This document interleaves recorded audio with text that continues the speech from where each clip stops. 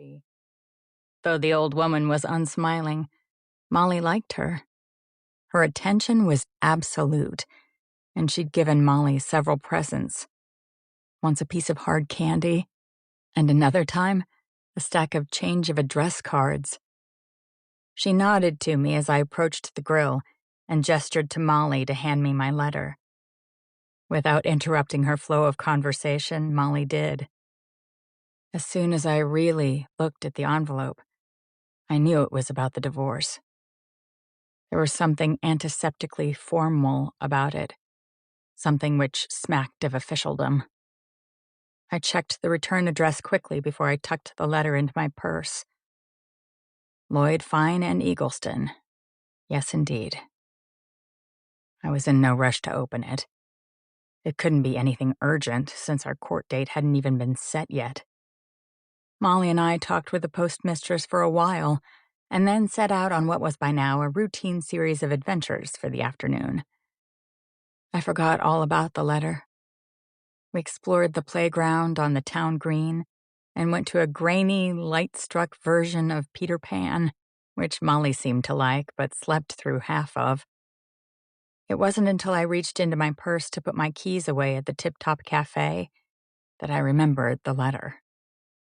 I got it out and set it on the table, thinking I might read it while Molly ate. But she was in a talkative mood, it turned out, and all through dinner the envelope lay next to my silverware, rectangular and white, like an extra napkin. And I listened to my daughter. She was kneeling on the patched maroon vinyl booth opposite me. The crisscrosses of duct tape nearly matched its color, playing with the little jukebox attached to the wall above us. When she turned the red plastic wheel on its top, the cards advertising the selections flipped around noisily. So many small revolving doors. She liked this, and was taking a long time to finish what was left of her meal. I didn't mind. Someone else in the Tip Top, someone with a penchant for country music, was feeding the jukebox, and I was enjoying its cheap emotionality.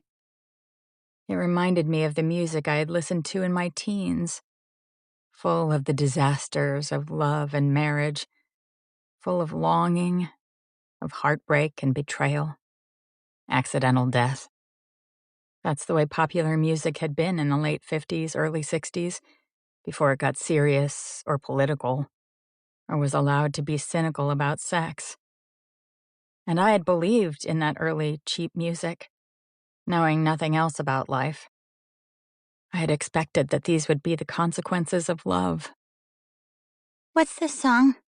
Molly asked, pointing to a title behind the bulging plastic case.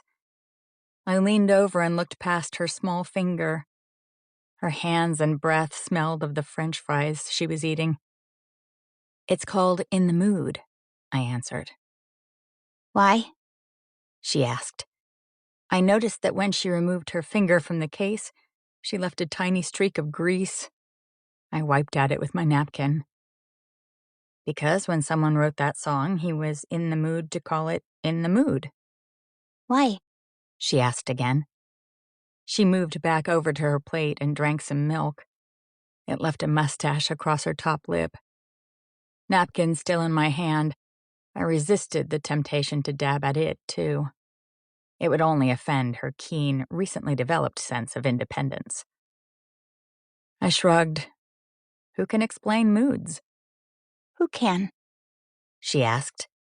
She scuttled on her knees over to the jukebox again and flipped several of the cards around. Whack, whack. Then she looked at me, impatient. "Who can, Mommy?" I don't know, baby, I said. "Mommy," she protested. A tiny crease appeared in the smooth skin between her eyes. "I'm not a baby." That's true, honey, I said. I'm wrong again. "Ethan is a baby," she said, naming an infamously immature friend from daycare. "But I'm not." Right, I said, and had another swallow of beer. You're much bigger than Ethan. The song playing on the jukebox Looks overwhelmed her sensibility, and after a 10-week courtship, they were married. Becca Burns stared at David, not believing she really heard what he had said, and she smiled. First of all, David, this house is not community property and never has been, because it's not my house. It's in a trust. I've told you that a dozen times, but then you never did pay much attention to what I had to say. My Aunt Elaine made sure the house wasn't mine because she never liked you. She said you were a con man, and she was right. I should have listened to her. Becca leaned her back against the modern black side-by-side refrigerator, hiding her clenched fists behind her.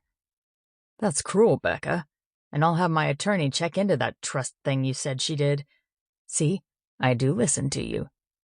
But there is still a matter of everything in here, David said, suddenly unsure of where he stood in their divorce proceedings. David, when was the last time you talked to your attorney? Becca quietly asked. Because, David, we've been officially divorced for almost a month now, and because you failed to appear in court to override the power of attorney you gave him, your lawyer cut a deal to keep you out of jail. You relinquished any and all joint assets in lieu of my not pressing charges against you for bigamy. David flinched as if she'd slapped him. That's impossible. He was to call me to discuss any settlement. Not my problem, David. Becca crossed her arms over her chest. Be reasonable, Becca. I'm broke, he pleaded. Now on his feet, he opened his arms for her. Well, you've got a really nice car for someone who's broke. She slipped out of his reach. Get out of my home and don't come back, David. Smirking with arrogance, he grabbed the blue and red striped cloth grocery bag sitting on the table and turned to leave. Wait a minute! Becca snatched the bag out of his hand, surprised at how heavy it was, and emptied the contents on the table. A 2-pound canister of coffee, pasta sauce plus a package of linguine, a loaf of Italian bread, and 4 frozen steaks. 2 bottles of red wine rolled precariously close to the edge. You're stealing my food? Wait, you've been stealing my groceries all along, haven't you? I thought maybe the kids were eating more, but no, you're just a thief on top of everything else. This is a new low for you, David. Get out! David's face grew hotter as he turned away from his ex-wife, and he wasn't about to let her see how upset and embarrassed he was. Skipping down the 2 steps from the door to the cement garage floor as carefree as he could pretend, he spotted the remote on the bench. With a self-satisfied smirk, he grabbed the control and tossed it onto the passenger seat of his car as he backed out. Becca paced back and forth in the large kitchen, anger, hurt, and confusion rolling off her in sheets of pure, frustrated energy. How could he stoop so low? He's a narcissist, her aunt's voice echoed in her head.